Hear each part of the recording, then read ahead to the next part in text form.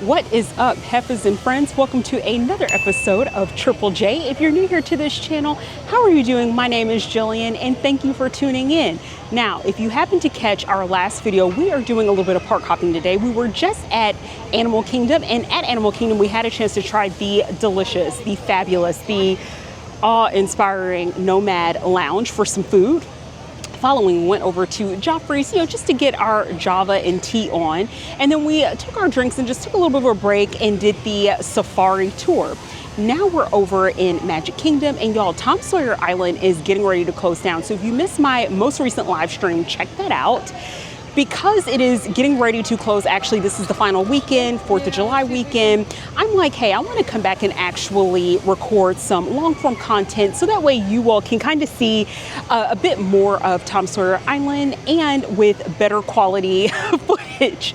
So y'all, we are here to just enjoy that as well as the riverboat, because y'all, everything is going to be shutting down at the same time, and what is going to be replaced in this area is a Cars Land. So it's really wild to think of them completely taking all that water out, putting some concrete in, and changing all of that around. And if you're unfamiliar with Cars Land, check out, I'm sure there's a lot of footage out there of Cars Land over in Disney's California Adventure, over in Disneyland in Anaheim, California. It's really cool. It just feels bizarre and surreal because I think that the riverboat and the being able to cruise around is just such a nice, delightful little experience, and just a way to kind of like kick up your shoes if you're able to find a seat or stand up and take a view around Disney. So it's kind of bizarre to see this going away, but the parks evolve, y'all. So we're going to take advantage of the opportunity, get some good footage, take you all along the venture before the riverboat and Tom Sawyer Island shuts down.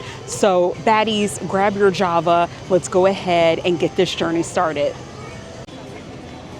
Friends, I am so happy that today is a bit of an overcast day because it is so bloody hot that if the sun was out in full force, I feel like I would just be melting away. So we're going to go ahead, get in the queue for Tom Sawyer Island, and we're going to line up here. And you see basically the vessel that takes you over to the island. It looks like, a raft boat straight out of the Tom Sawyer Adventures written by Mark Twain. So very cute. And here there's nothing to it in terms of the look of the queue, which I think fits Tom Sawyer Island, right? You wouldn't want something that is too elaborate, that is so out of character for the novel.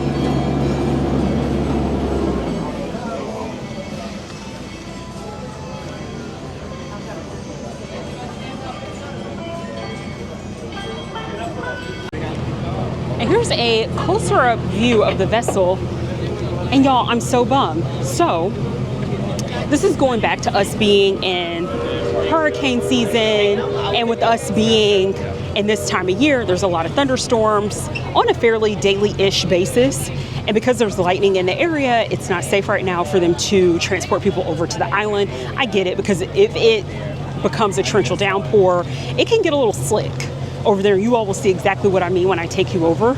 So the last boat is at 7:30. Right now it's close to 5 o'clock. So we're just going to try to come back over here within the next 30 minutes to an hour. And hopefully the severe storm speculation would have just passed through. Because like I was saying before, there's a lot of overcast right now. You can hear some of the thunder. And this is just like the way of life here.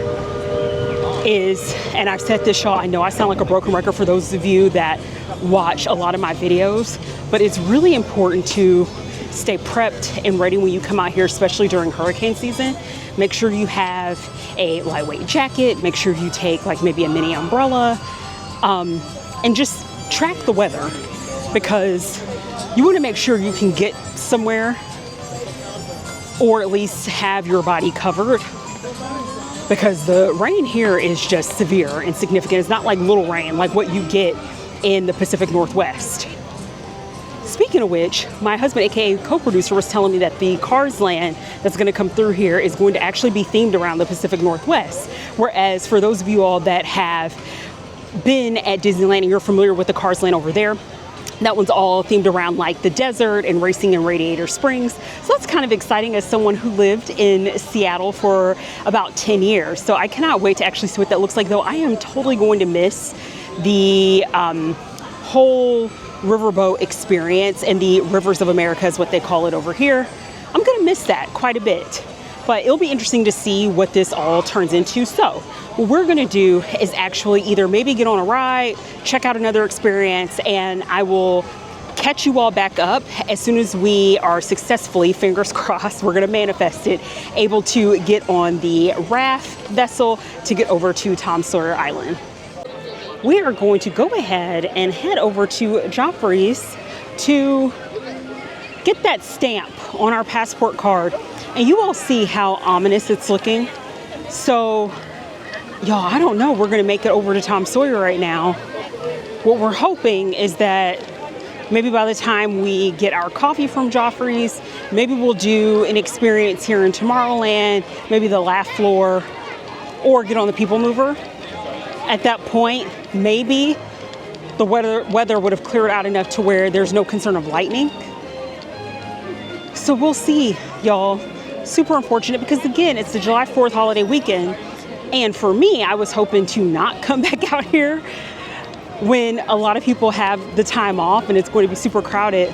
But y'all, if I'm not able to get you all some really nice footage of Tom Sawyer today, I may just try to come back out here first thing in the morning before I make my way over to the pool, because it's going to be hot. And I'm like, why not go to a water park? This is the perfect time for it. What do you have planned for the July 4th holiday weekend if you live here in the U.S.? And if you are not in the U.S., how is your weekend looking? What are you doing during your time off? For those of you all in the U.S., okay, tell me, who are you inviting to the cookout? I asked this question in my last live stream, but I think it's a good one to just keep going. Who's in charge of cooking the macaroni and cheese? Who's in charge of the baked beans? Who's in charge of the ribs? Y'all, make sure you pick your family wisely. You pick your friends wisely. We don't want raisins in the potato salad. That's not gonna work, right? So I wanna hear from you. How are you planning on throwing down for the July 4th holiday? And as we're going over to Joffrey's, I'll let you all know another fun fact. So of course, when it comes to getting your Java on here at Magic Kingdom, you have the Starbucks that's located on Main Street, but Joffrey's, the only one here, is actually located in Tomorrowland, which that was a tip that my co-producer gave me. I had actually no idea. I just assumed that maybe there were some Joffrey stands that I wasn't aware of. So fun fact there, in case you're ever visiting and you're like, I have to have Joffrey's, I'll tell you right now, unless there's a drink that's just out of this world, you don't necessarily need to go to Joffrey's. Go to the Starbucks. Go for what you already know, so that way you won't be disappointed. But y'all, I'm trying these drinks out for you all, and because it's Java and Journeys, I'm always curious. Sometimes, you know, my boo Joffrey gives me a pleasant surprise or two. I will say, of all the Joffrey coffee stands, not that I've gone to all of them, I've gone to some of them. The one that I think is on the better side is the one that's located in Disney Springs, because it's a proper coffee shop. So we are getting closer to the stand. I just want to show you all how the crowds are looking, because so many of the rides and attractions are closed right now that people are lining up at like People Mover and those experiences and rides that are currently open right now. So it looks worse than what it really is, just because a lot of things are shut down at the moment. So we're just going to lift our spirits up, get this coffee, and just hopefully manifest this bad weather passing without severe rain, without lightning, without thunder, so we can make our way back over to Tom Sawyer's Island. So over by the stage, over in Tomorrowland, you'll see the sign for Joffrey's right above. And here is the Joffrey stand that they have over in Tomorrowland. Friendly reminder, friends, here is our Joffrey's coffee car, and we're getting close to getting all of our stamps. So we have Magic Kingdom that we're gonna cross off our list today, and that leaves us with Disney Springs left on our caffeinated adventure here around the Disney parks. And it looks like the special over here for annual pass holders as a part of the summer days, and again, the passport program, is the Caramel Dreams Cold Brew. So this one is a shot of espresso with caramel, dark chocolate sauce, a splash of cream. That one is actually, I think, tickling my fancy, so I may try that, but I'm also going to see when we come around the queue if there are any other specials that they have posted. So this is pretty standard. What is different is that they have a Team Blue Lemonade, which of course is themed to Tron, but my co-producer is actually thinking about getting the frozen mission to s'mores, and I think I'm just going to go ahead, friends, and stick with that cold brew action. So we'll see how these drinks turn out. We have our Caramel Dreams Cold Brew here. Is it going to be a sweet dream or a beautiful nightmare? As best sung by Beyonce. Let's see. Cheers, everyone. To your right is the Astro Orbiter, a celestial symbol of interplanetary harmony, fellowship. That's not bad. Be nice. I'm finding it. It take you that long to find it? It does.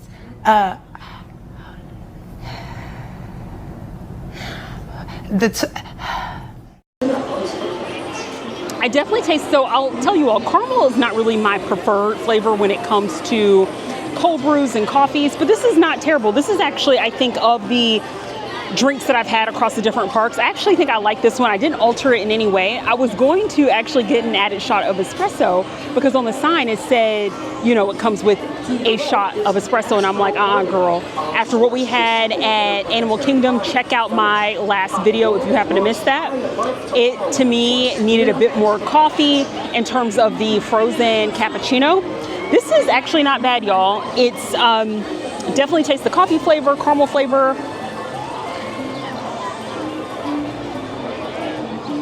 Yeah, it's okay. I think for me, what trips me out is that this is not like freshly pulled espresso from an espresso machine. This is already a machine that is pretty automated, and the coffee is not the freshest. So I think that's what gets me. So when you all see me react like this, it's not that I hate it. I just wish it was more fresh. But of all the coffee drinks I've had so far that's been a part of the Pass Holder Summer Days program that they have, or the Java Adventure, I think that this one's probably the one that I think has been the best, but it doesn't necessarily mean it's my favorite coffee. I just think it's okay. For those of you all who are cold brew caramel lovers, you'll absolutely love this one. Can I try your s'mores? All right, y'all, let's try the s'mores. So this is also like a frozen cappuccino base, and this drink is my co-producer's drink. So let's go ahead and try this one out as well.